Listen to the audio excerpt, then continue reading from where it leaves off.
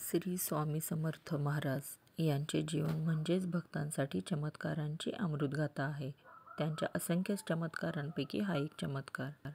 कोल्हापूरचा व्यापारी व स्वामींची कृपा. एकदा कोल्हापूर येथील एक व्यापारी खूप मोठ्या आर्थिक संकटात सापडला होता. व्यवसायात नुकसान झाले होते आणि घराची स्थिती फारच बिकट झाली. मनात खूप दुःख घेऊन तो श्री स्वामी समर्थ यांच्या दर्शनासाठी अक्कलकोटला गेला. स्वामी महाराजांनी त्याला पाहून हसत विचारले, "काय रे व्यापाऱ्या, पुन्हा धंद्यात पडशील का?" व्यापारी आश्चर्यचकित झाला, कारण त्याने आपले काहीही बोलले नव्हते. स्वामी पुढे म्हणाले, "जा, आता तुझे काम होईल. चिंतामुक्त हो."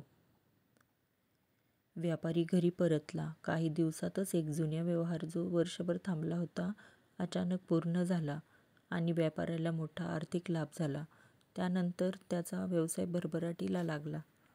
या चमत्कारातून काय शिकायला मिळते? श्रद्धा आणि समर्पण असल्यास संकटातून मार्ग नक्कीच सापडतो. श्री स्वामी समर्थ हे केवळ योगी नव्हते, तर ते आत्म्यांचे दुःख दूर करणारी कृपामूर्ती होते. आपणही संकटात असाल तर श्री स्वामी समर्थ या मंत्राचा जप करत राहा. विश्वास ठेवा, कृपा नक्की होईल. बोला श्री स्वामी समर्थ.